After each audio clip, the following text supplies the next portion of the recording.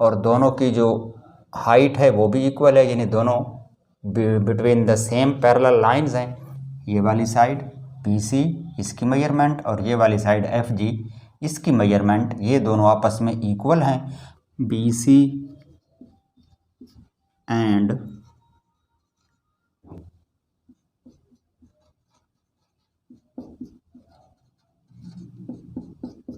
बिस्मिल्लाहिर्रहमानिर्रहीम। अस्सलामु अलैकुम dear students, 9th math chapter number 16 और आज हमने थ्योरम करना है 16.1.2। तो आइए शुरू करते हैं। इस थ्योरम की स्टेटमेंट कुछ यूँ है कि parallelograms on equal bases and having the same और equal altitude are equal in area, यानी कोई सी दो या दो से ज़्यादा पैरेललोग्राम्स हों और उनकी जो बेसिस हैं वो इक्वल हों। थ्योरम नंबर 1 में तो ये था ना कि हैविंग सेम बेस, तो यहाँ पर बेसिस इक्वल होनी चाहिए चाहे वो सेम ना भी हो। अगर दो पैरेललोग्राम्स हों और उनकी जो बेस लाइंस हैं दोनों की वो आपस में इक्वल हो जाएं, और दूसरी बात वो ये कह रहा है कि सेम या इक्वल अल्टीट्यूड हो, यानी दोनों की जो हाइट है वो भी आपस में बिल्कुल इक्वल हो, तो फिर साबित ये करना है कि इक्वल इन एरिया, यानी वो जो दोनों पैरेललोग्राम्स होंगी उनका एरिया आपस में इक्वल होगा। तो ये थ्योरम भी पिछले थ्योरम की तरह है, उसमें भी हमने दो पैरेललोग्राम्स के एरिया को इक्वल करना था। इसमें भी दो पैरेललोग्राम्स हैं जिनका एरिया हमने इक्वल प्रूफ करना है, और गिवन में उसने बता दिया है कि दोनों पैरेललोग्राम्स की जो बेस लाइंस हैं वो भी इक्वल होंगी और दोनों की हाइट भी सेम होगी। तो पहले हम फिगर ड्रा कर लेते हैं। इसकी फिगर में हमने ज़ाहिर है दो पैरेललोग्राम्स ही बनानी हैं, और वो दोनों पैरेललोग्राम्स एक दूसरे से अलग अलग होंगी क्योंकि दोनों की बेसिस जो है वो इक्वल हैं, सेम नहीं लिखा हुआ। तो पहले हम फिगर ड्रा कर लेते हैं। फिगर ड्रा करते हुए एक चीज़ का ख्याल रखना है कि जो दोनों की बेस लाइन है उनको एक स्ट्रेट लाइन पर होना चाहिए। इस तरह से मैं एक स्ट्रेट लाइन यहाँ पर ड्रा कर लेता हूँ।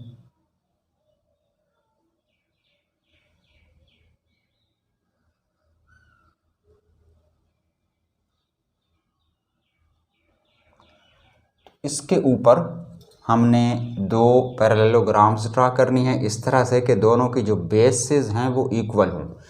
लेट से हम एक पैरेललोग्राम इस तरफ ड्रा कर लेते हैं,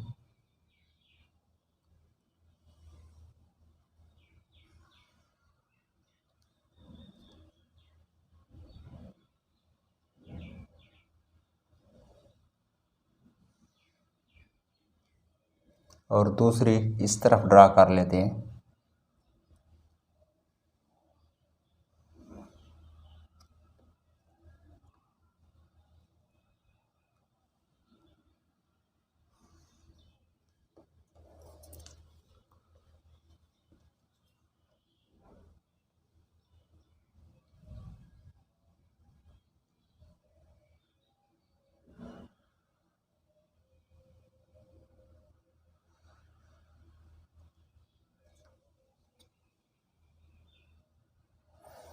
तो ये दो पैरेललोग्राम्स हैं। अगर इसका नाम रख दें ABCD, ABC और D, और इसका नाम रख दें EFG और H। तो ये दोनों पैरेललोग्राम्स इस तरह से मैंने ड्रा किए हैं कि इनकी जो बेस लाइंस हैं वो आपस में इक्वल हैं, यानी इसकी बेस BC है और इसकी बेस FG है। तो FG और BC दोनों की जो लेंथ है वो आपस में इक्वल हो। तो ये दो ऐसी पैरेललोग्राम्स हैं जिनकी बेसिस इक्वल हैं। और दूसरी बात वो कह रहा है कि इनका जो अल्टीट्यूड है वो इक्वल होना चाहिए, यानी इसकी जो हाइट है ये वाली परपेंडिकुलर हाइट वो बिल्कुल इसकी हाइट के इक्वल हो। इनको ड्रा करते हुए मैंने इस तरह किया है कि दोनों की जो बेस लाइन है उनको एक स्ट्रेट लाइन पे रखा है। ये यूँ भी हो सकती थी कि एक की बेस यहाँ तक है और दूसरी थोड़ी सी नीचे, यहाँ ड्रा कर लेते तो उसकी बेस लाइन इससे नीचे हो जाती, लेकिन हमने इस फिगर को ड्रा करते हुए इस बात का ख़ास ख्याल रखा है कि दोनों की जो बेस लाइनें हैं वो एक ही स्ट्रेट लाइन के ऊपर हों। चूँकि इसका अल्टीट्यूड और इसका अल्टीट्यूड आपस में इक्वल है, तो इसकी जो बेस लाइन के अपोजिट साइड है वो AD है और इसकी बेस लाइन के अपोजिट साइड EH है। ये दोनों लाइनें भी अगर इनको आपस में मिला दिया जाए तो एक स्ट्रेट लाइन में आ जाएंगी, क्योंकि ये एक दूसरे के पैरेलल होती हैं। BC और AD पैरेलल है, FG और EH पैरेलल है, क्योंकि ये अपोजिट साइड्स हैं पैरेललोग्राम्स की। तो पैरेललोग्राम्स की अपोजिट साइड्स आपस में पैरेलल होती हैं और चूँकि इनकी बेस लाइन जो है वो एक स्ट्रेट लाइन पे हैं, तो इनकी अपोजिट लाइंस भी एक स्ट्रेट लाइन में ही होंगी। तो हमने इसको भी मिला देना है।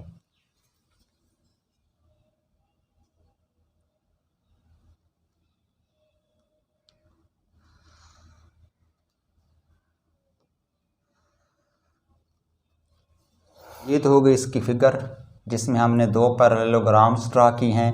एक है ABCD, दूसरी है EFGH, और इन दोनों की बेस लाइंस आपस में इक्वल हैं, यानी इसकी बेस BC और इसकी बेस FG, इनकी लेंथ्स आपस में इक्वल हैं और इन दोनों की हाइट भी आपस में इक्वल है, यानी इसका अल्टीट्यूड और इसका अल्टीट्यूड भी आपस में इक्वल है। फिगर के बाद नेक्स्ट हेडिंग लगाते हैं गिवन की।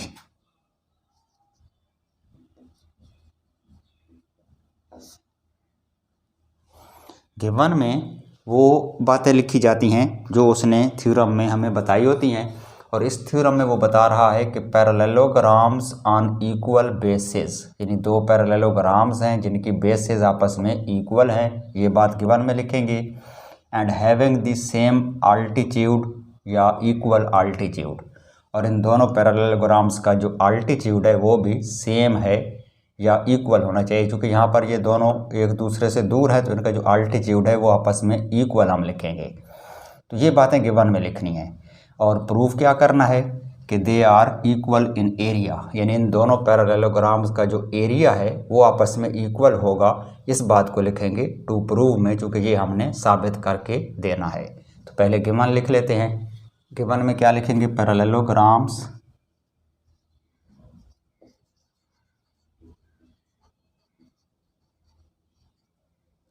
एक है ABCD और दूसरी का नाम हमने EFGH रखा है, EFGH,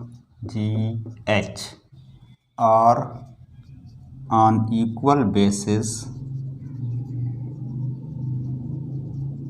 और वो बेसिस हैं BC और FG,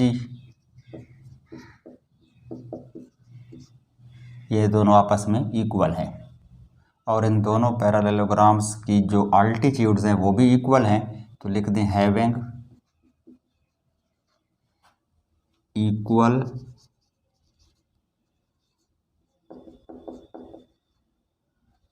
अल्टीट्यूड्स। नेक्स्ट हेडिंग लगाएं टू प्रूफ।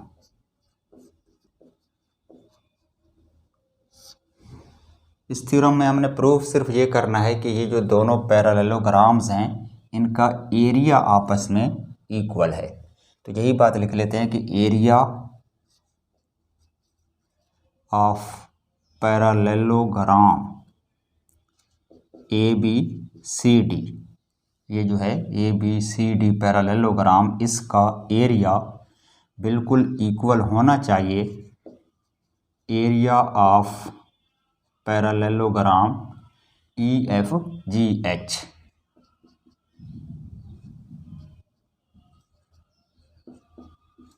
EFGH के एरिया के। उसके बाद नेक्स्ट हेडिंग होती है कंस्ट्रक्शन की।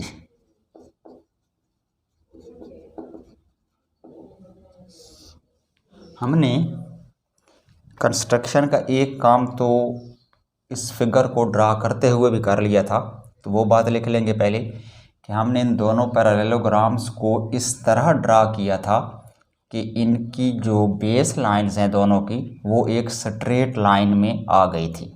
हम इनको अलग अलग भी ड्रा कर सकते थे, यानी इस तरह भी ड्रा कर सकते थे कि इसकी बेस लाइन ऊपर हो और इसकी नीचे हो, यानी एक लाइन में ये ना हो, लेकिन हमने जानबूझकर सोच समझकर इन दोनों को इस तरह ड्रा किया है कि इन दोनों की जो बेस लाइंस हैं वो एक स्ट्रेट लाइन में हैं। तो यही बात लिख लेते हैं कि place the parallelograms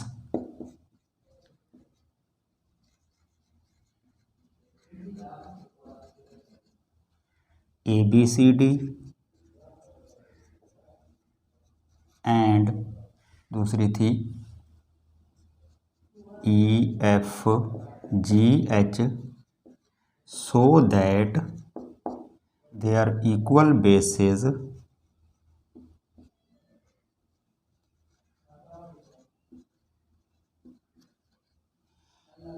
BC and FG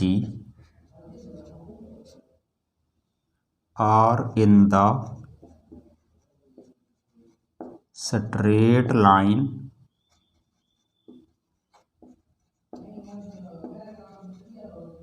BCFG, यानी ये जो बेसिस हैं दोनों की वो एक स्ट्रेट लाइन बना रही हैं BCFG, इसमें आ गई हैं। तो उसके बाद एक और काम भी करना है कंस्ट्रक्शन में, और वो ये है कि इसका जो पॉइंट B है, यानी ये जो पैरेललोग्राम है ABCD, इसकी जो बेस लाइन है BC, उसके दोनों पॉइंट्स को दूसरी पैरेललोग्राम की जो ऊपर वाली साइड है EH, इनसे मिला देना है। यानी इसके B पॉइंट को इसके E से मिला दें और इसके C पॉइंट को उसके H से मिला दें। इस तरह से एक नई पैरेललोग्राम बन जाएगी।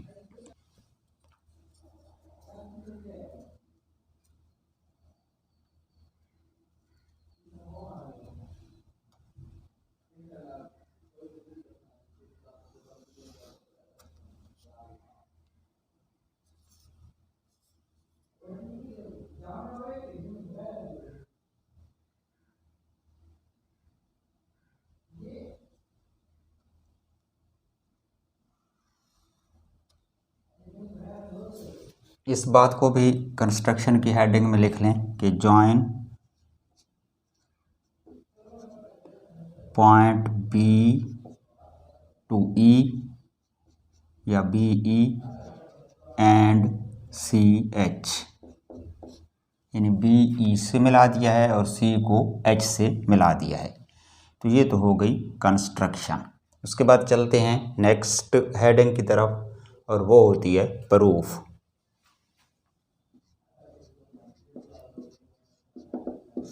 इसके दो कॉलम होते हैं, एक में लिखते हैं स्टेटमेंट्स और दूसरे में reasons.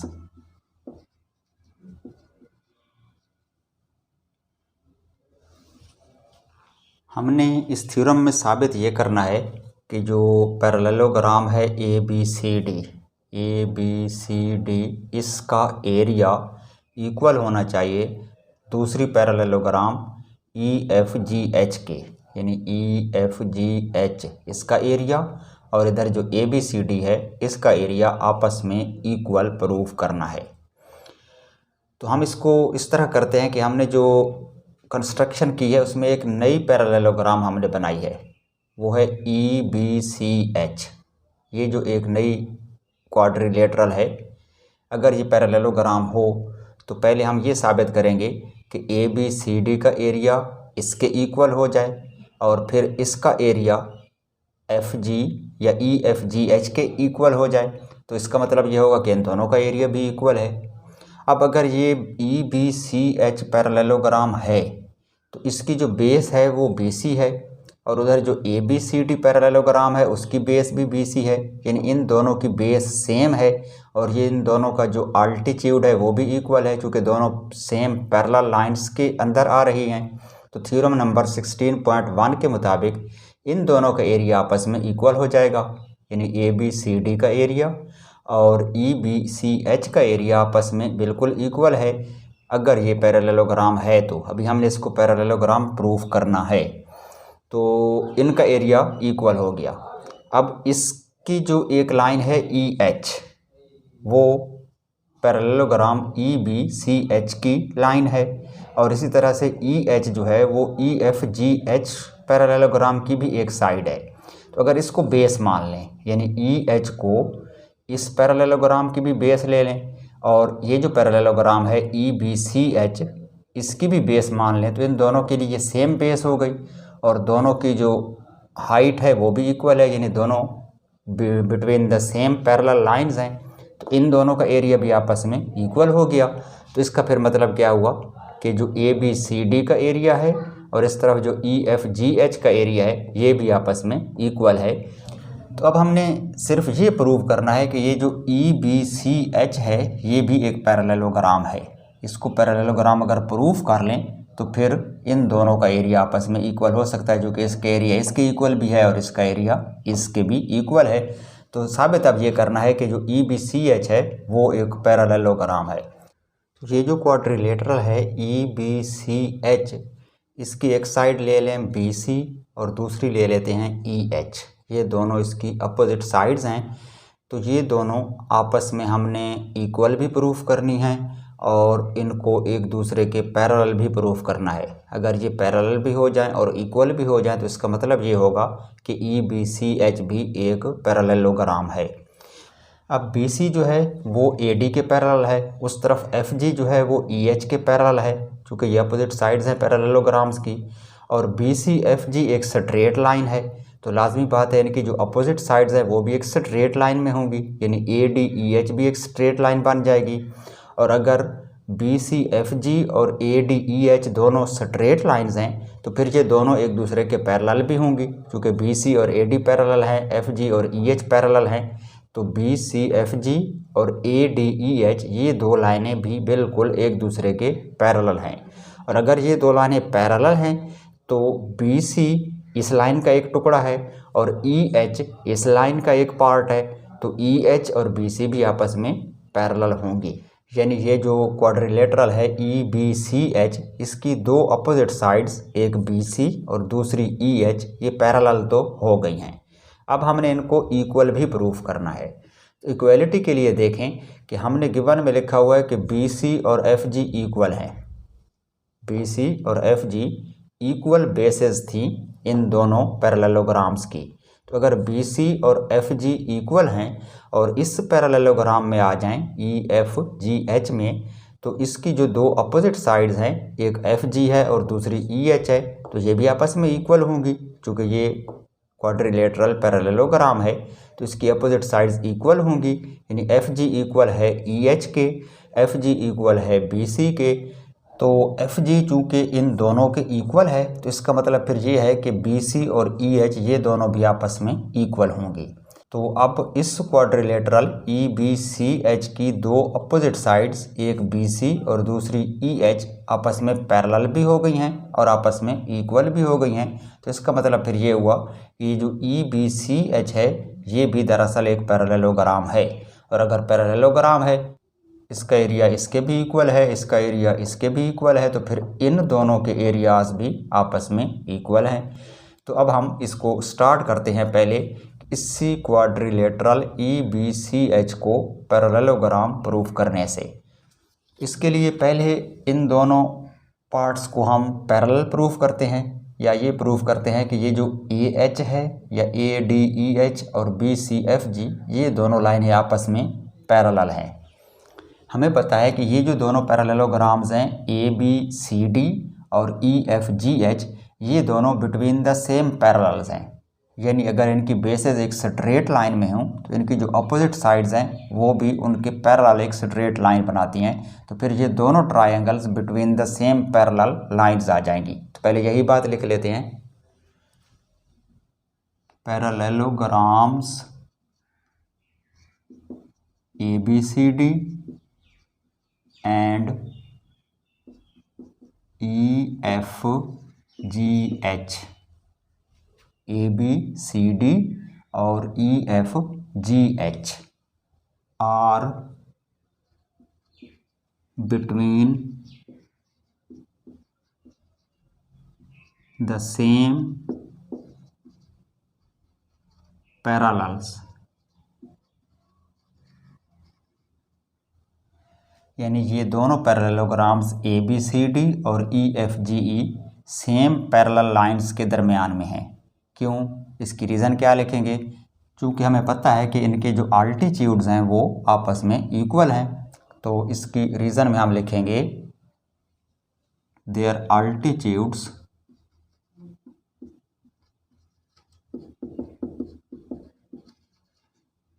Are equal.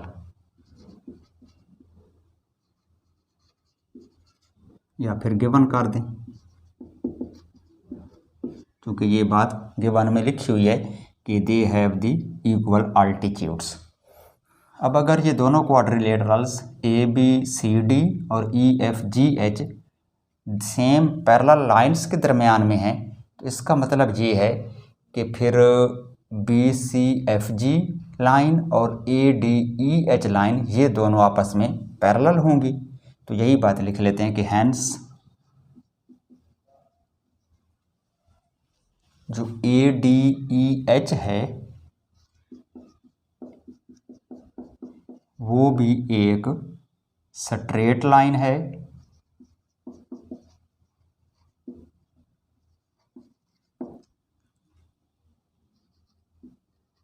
Which is parallel to, ये जो नीचे वाली साइड थी B C F G, B C F G, यानी ए डी ई एच और बी सी एफ जी आपस में बिल्कुल पैरेलल हैं।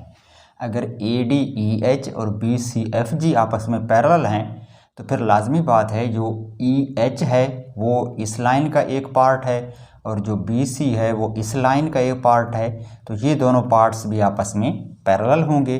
तो हम यूँ भी लिख सकते हैं कि जो बी सी है वो पैरेलल है ई एच के। ये जो क्वाड्रिलेटरल है ई बी सी एच, इसके दो अपोजिट साइड्स बी सी और ई एच ये आपस में पैरेलल हैं। अब हमने इन दोनों को इक्वल प्रूफ करना है ताकि ये क्वाड्रिलेटरल जो है ये पैरेललोग्राम हो जाए। तो इक्वलिटी के लिए हम क्या करेंगे कि पहले लिखते हैं B C is equal to F G. ये तो गिवन में मौजूद है कि बी सी और एफ जी इक्वल बेसिस हैं, तो अब यही बात लिख लें कि measurement B C is equal to measurement F जी।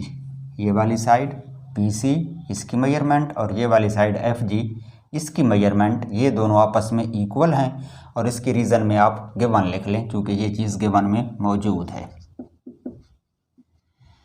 अब ये जो एफ जी है यानी ये जो साइड है एफ जी, इसकी मेजरमेंट बिल्कुल इक्वल होगी इसकी जो अपोजिट साइड ई एच है उसके, क्योंकि ये दोनों साइडें एक ही quadrilateral E F G H की अपोजिट साइड्स हैं। तो अब हम जो लिख सकते हैं कि जो मेजरमेंट एफ जी है वो तो बिल्कुल इक्वल है मेजरमेंट ई एच के, यानी ये जो एफ जी है इसकी मेजरमेंट ई एच के इक्वल है। और इसकी रीज़न क्या लिखेंगे, क्योंकि ये दोनों साइडें एफ जी और ई एच एक पैरेललोग्राम है, ई एफ जी एच उसकी अपोजिट साइड्स हैं और पैरेललोग्राम की जो अपोजिट साइड्स होती हैं वो आपस में इक्वल होती हैं। तो इसकी रीज़न में यही लिख देंगे कि जो ई एफ जी एच है वो एक पैरेललोग्राम है। तो रीज़न में लिख दें कि ई F G H is a parallelogram. क्योंकि ये पैरेललोग्राम है तो इसकी अपोजिट साइड्स की मेजरमेंट इक्वल होगी और वही बात हमने लिखी है। अब देखिए जो बी सी है वो इक्वल है एफ जी के, जो एफ जी है वो इक्वल है ई एच के। तो इसका मतलब क्या हुआ कि बी सी और ई एच भी आपस में इक्वल होंगे क्योंकि दोनों एफ जी के इक्वल हैं। तो अब हम लिख सकते हैं कि measurement B C is equal to measurement E H. और रीज़न क्या लिखेंगे कि ये दोनों साइडें जो हैं वो एफ जी के इक्वल हैं, यानी each is equal to measurement F G. हर एक साइड जो है वो एफ जी के इक्वल है, इसलिए ये दोनों आपस में इक्वल हैं। अब आ जाएं जी quadrilateral E B C H के अंदर। इसकी दो जो अपोजिट साइड्स हैं बी सी और ई एच वो आपस में इक्वल हैं और यही दोनों साइडें बी सी और ई एच वो आपस में पैरेलल भी हैं। यहाँ हमने प्रूफ किया है कि B C is parallel to E H, यहाँ पर प्रूफ हो गया है कि B C is equal to E H. तो इसका फिर मतलब ये हुआ कि ये जो E B C H quadrilateral है ये दरअसल एक पैरेललोग्राम है। तो अब हम लिख सकते हैं हैंस, इसका पूरा नाम लिखेंगे E B C H is a parallelogram. और इसकी रीज़न क्या देंगे कि इसकी जो अपोजिट साइड्स का एक पेयर है BC और दूसरा है EH, ये दोनों आपस में पैरेलल भी हैं और जो मेजरमेंट ऑफ BC है वो बिल्कुल इक्वल है मेजरमेंट ऑफ EH के, यानी BC और EH इक्वल भी हैं और BC और EH पैरेलल भी हैं। अपोजिट साइड BC और EH की मेजरमेंट पैरेलल भी है और इक्वल भी है, तो ये जो EBCH है ये अप्रूव हो चुकी है एक पैरेललोग्राम। अब अगर ये पैरेललोग्राम है तो फिर इसका जो एरिया है वो इस पैरेललोग्राम ABCD के एरिया की इक्वल होगा, क्योंकि इन दोनों की बेस सेम है। BC इसकी भी बेस है और BC इसकी भी बेस है, और दो पैरेललोग्राम्स जिनकी बेस सेम हो और उनके जो अल्टीट्यूड्स हैं वो भी आपस में इक्वल हों, यानी between the same parallel lines हों, तो ये दोनों between the same parallel lines भी हैं, दोनों की बेस सेम है, तो इनका एरिया बिल्कुल आपस में इक्वल होगा। ये बात हम थ्योरम नंबर 14.1 में प्रूव कर चुके हैं। तो अब यही लिख देते हैं कि area of parallelogram ABCD is equal to area of parallelogram EBCH। Area of parallelogram ABCD is equal to area of parallelogram, और दूसरी तरफ लिखनी है EBCH।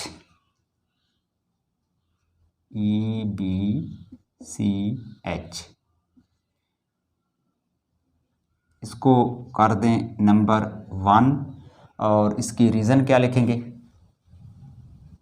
Being on the same base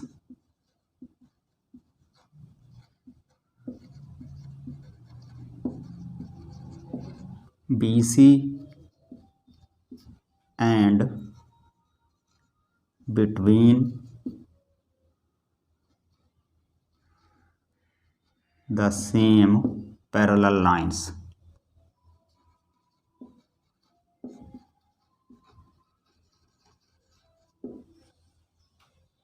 इसी तरह से हम ये भी लिख सकते हैं कि जो एरिया है EBCH का वो इक्वल हो जाएगा एरिया ऑफ EFGH। इन दोनों पैरेललोग्राम्स में देखें तो इनकी जो कॉमन साइड है वो EH है। अगर इसको बेस मान लें, यानी EH को हम ये कह लें कि ये बेस लाइन है EFGH की भी और यही बेस लाइन है EBCH की भी, तो ये दोनों पैरेललोग्राम्स सेम बेस पे आ जाएंगे EH पे, और ये दोनों जो हैं वो बिटवीन द सेम पैरेलल्स भी हैं, यानी ये वाली साइड और ये वाली साइड पैरेलल हैं, जो कि इनके अल्टीट्यूड्स इक्वल हैं। तो अब ये दोनों पैरेललोग्राम्स जो हैं ये भी एरिया में इक्वल होंगी, क्योंकि इनकी बेस भी सेम है और बिटवीन द सेम पैरेलल्स हैं। तो यही बात लिख लेते हैं, area of parallelogram EBCH is equal to the area of parallelogram, दूसरी है EFGH।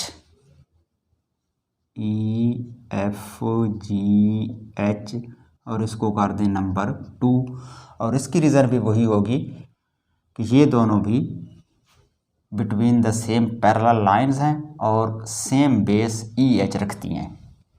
तो लिखेंगे being on the same base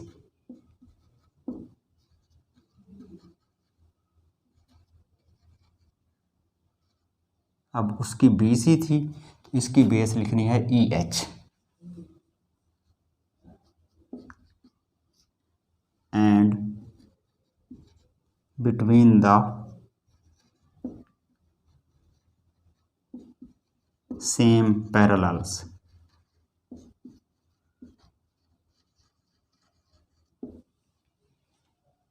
अब इन दोनों इक्वेशंस को कंपेयर करें तो इसमें है कि ABCD का एरिया इक्वल हो गया है EBCH के एरिया के, और उसी EBCH का एरिया इक्वल है EFGH के एरिया के। तो इसका मतलब ये है कि जो पैरेललोग्राम EFGH है इसका एरिया और इधर जो पैरेललोग्राम ABCD है इसका एरिया भी आपस में इक्वल होगा, क्योंकि दोनों का एरिया सेम पैरेललोग्राम EBCH के इक्वल है। ये जो EBCH पैरेललोग्राम है इसका एरिया ABCD के भी इक्वल हो गया है और इसी का एरिया EFGH के भी इक्वल है। तो अब हम लिख सकते हैं कि जो ओरिजिनल पैरेललोग्राम्स थी ABCD उसका एरिया और इस तरफ EFGH थी इसका एरिया भी आपस में इक्वल होगा। तो यही बात आप लिख दें। Hence area of parallelogram ABCD is equal to the area of parallelogram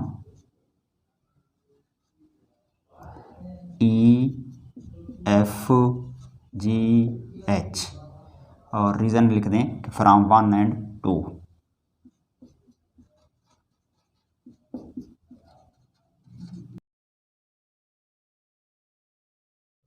अब यही चीज़ हमने प्रूफ करना थी कि ABCD का एरिया और EFGH का एरिया आपस में इक्वल होना चाहिए। टू प्रूफ में भी यही बात लिखी हुई है, तो वो हमने प्रूफ कर ली है, साबित कर ली है। तो यहाँ पर हमारा ये थ्योरम कंप्लीट हुआ। तो ये तो था हमारा आज का थ्योरम। आज हमने थ्योरम नंबर 16.1.2 कंप्लीट कर लिया है। इंशाल्लाह नेक्स्ट टाइम एक और थ्योरम के साथ हाजिर होंगे। तब तक के लिए इजाज़त दीजिए। खुदा हाफिज़।